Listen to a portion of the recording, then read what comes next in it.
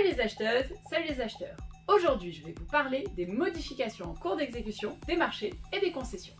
Il existe plusieurs façons de modifier un contrat en cours d'exécution, mais celle que l'on connaît tous, c'est l'avenant. Pour commencer, parlons des modifications dites de faible montant sans motif particulier.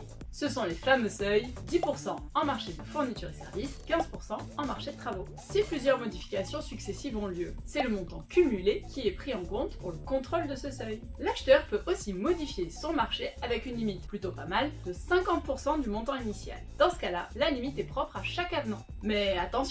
Dans ce cas-là, l'acheteur doit justifier d'un motif sérieux pour faire son avenant. L'acheteur doit justifier que, malgré une bonne estimation de son besoin, il se retrouve face à une situation imprévisible et inédite qui justifie cet avenant. Il y a quand même des limites. Via l'avenant, l'acheteur ne peut pas changer de partenaire contractuel par exemple. Et c'est normal, il a quand même été choisi après une longue et fastidieuse procédure de mise en concurrence. On ne va pas tout changer maintenant. Une exception à cela, la cession du contrat peut être rendue inévitable à une condition, dans le cas d'une opération de restructuration du titulaire. Autrement dit, si le titulaire est absorbé ou qu'il fusionne avec une autre société. Je vais à présent vous parler des clauses de réexamen. Et oui, le code prévoit que toute modification est autorisée, quel que soit son montant, dès lors qu'elle a été prévue dans le marché initial. Mais attention, la clause qui le prévoit doit être suffisamment explicite mais aussi limitative. Je vous conseille donc de prévoir les points suivants. Les modalités, circonstances, contexte de recours, la nature précise de la modification envisagée et bien sûr les limites que se donne l'acheteur. Pour terminer, je vous rappelle qu'il est interdit de modifier la nature globale du contrat. Dans ce cas, l'acheteur devra tout simplement relancer une nouvelle consultation et remettre en concurrence. Par exemple, vous aviez lancé un marché de maîtrise d'œuvre pour la construction d'un gymnase, le gymnase est détruit dans un incendie, vous ne pouvez pas modifier votre marché pour construire un nouveau gymnase. Il va falloir lancer une nouvelle consultation. J'espère que toutes ces infos vous ont bien été utiles.